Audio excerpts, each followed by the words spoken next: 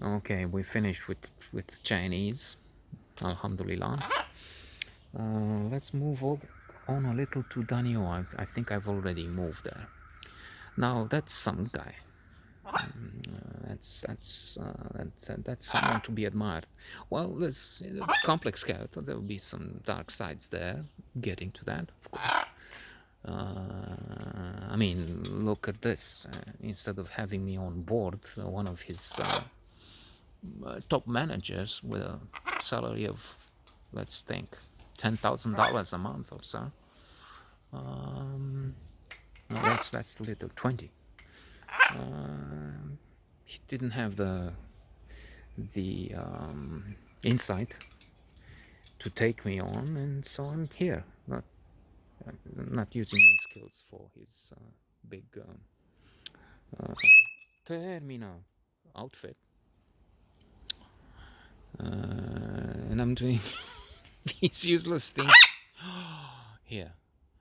But then, there's something important. Then somebody has to tell his story, a little part of the story, because I don't have it all. I don't know what he's doing now. He's cruising on his yacht somewhere in the Caribbean or Australian waters. So part of the story, okay, and even if it's through this this channel without much activity, much interest, but there it is.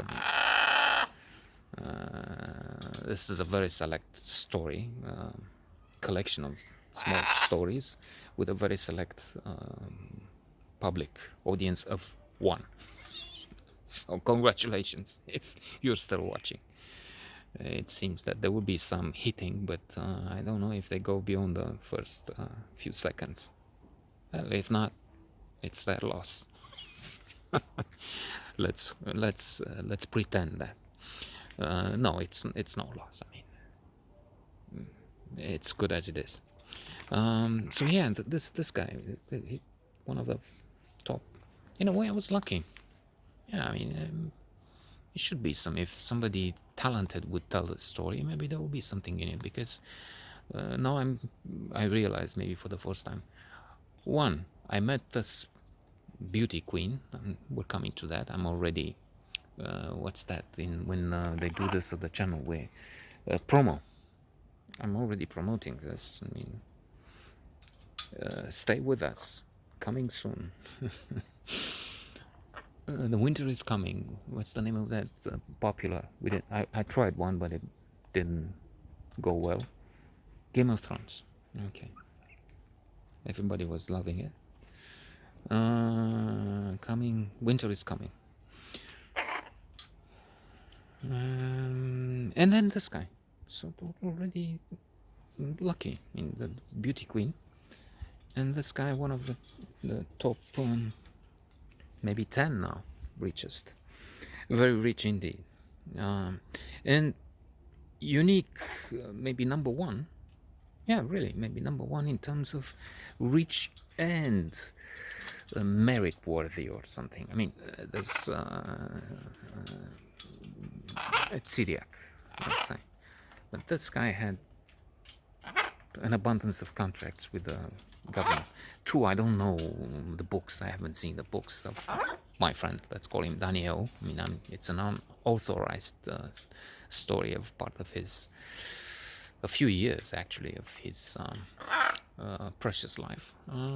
Rich, literally. So Daniel started on his own feet without getting government contracts, and in that he is, as I said, maybe number one if we have a score which combines, okay, how much money and wealth, and how did you do this? I mean, through contracts with the state, through embezzlement in some cases.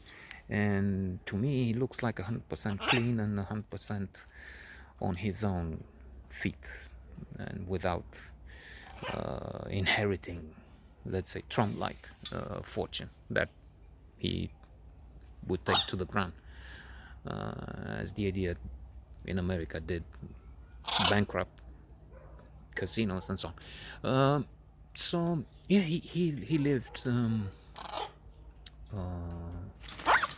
in an apartment, small, modest, 3 rooms, I think, with his maybe 4, but mother, father, and sister. The sister would work with him as a partner, but he bought her out at one stage in the company, an important role. I may be getting to that. A bit of a tense situation at one point between me and her, a little. And then with Daniel, let's just say in passing, and I will return, inshallah. I had some money. I gave him some money. That's also interesting. Me, the poor guy, giving to the rich, but he would pay me interest. So I gave him some money to get interest on them, and then when this house came as a chance to buy it, I said, okay, I need it back. Not like I'm coming to get it, not tomorrow, but I need it in as short a time as possible. And the sister dragged her feet for some time, and then it was a situation. Let's wait until we get to that. So modest means he was not the son of one of the apparatchiks at the nomenclatura, to say, okay, as it happened with so many of the others. So he made this money. He traded, like we all try. Well, some of us tried. I mean, we went after the revolution. We went to Germany and some places. We even tried. I tried once with Adrian to go to Turkey and bring back some gold, buy some gold, bring it here and sell it for a profit. That didn't really work out, as far as I can remember. Or if we did, we made peanuts over the price of transportation. And with Socrates, my present, how do you call that, major partner? I mean, I'm junior. He has the big majority of the percentages in the company. Ah, that's the company, by the way. You should buy from us. Call me. You buy the best. Good price for you, my friend.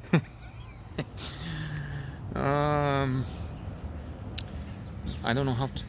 I want to be as little in the picture as possible, and to allow them to be, to get the front and the back, because they're the ones that are so spectacular, don't you think, my boys? So yeah, with Socrates also, I went to Germany. Some trips were very efficient, some didn't seem so, even if Socrates would argue, yeah, well, we made $50 profit. Yeah, but if we count the thousands of miles we did, I mean, I could have been a taxi here and made 10 times that. I mean, if we count like that, I mean, we can go around the earth and come back with $100. But is that really working? Well, win some, lose some, or as Tal Ben Jahar says, learn to fail or fail to learn. So that was good as learning process, I hope, I guess, for Socrates. And then I'm benefiting from his expertise. I didn't get much, I mean, in terms of knowledge, not, or at least I said some things once in a while, maybe in 300 episodes. It will be interesting if I come to realize how much was used from what I said in our debates over what the company should do. If in the end, as I was thinking some of these last days, maybe he's doing the right thing, in the sense that I kept pressing AT&T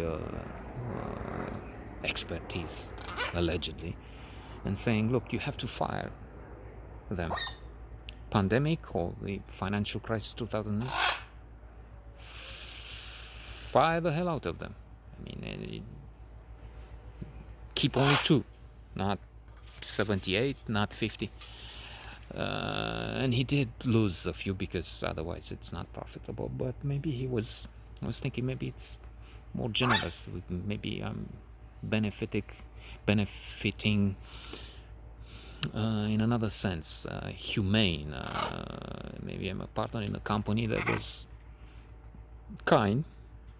Sometimes when the money is not in, I am lamenting, and we have arguments in the house, and saying too generous. I mean, it's exaggerated. It's not even the golden mean of Aristotle, who said, "Don't be an asshole." He didn't say that, of course, but don't keep everything for yourself, which is one extreme, and be a miser. And also, don't exaggerate in the other sense. Don't give all you have, and then you have to be on the street with your family, and you have to beg in your turn and wait for others to support you, maybe eventually, or die of hunger. Find the middle. Give something, not all, but give. Be generous to a certain extent,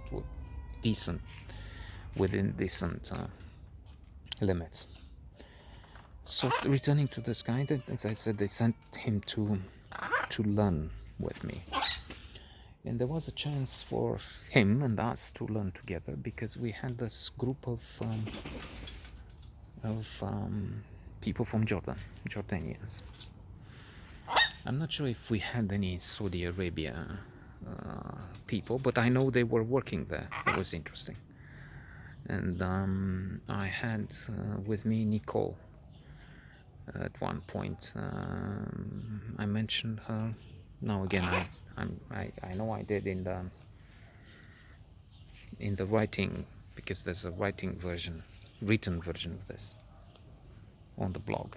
Now I'm trying to have the audio book format, even if this is very different. I'm guessing it's a different. We're using different parts of the brain when we're talking and when we're writing, which is interesting and part of the reason why I'm doing the writing, to exercise that side of the brain and keep fit, hopefully, inshallah, again. Băi, iată-te jos că strice acolo. He has put some holes in the net, and I want to prevent more, because this guy will fly away. He did a few times, and it was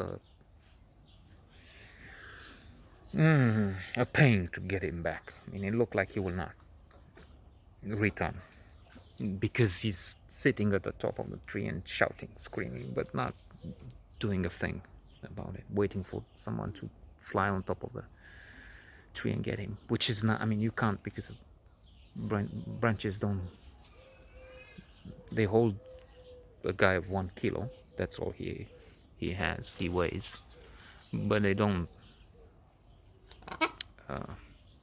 they break under 80, 84.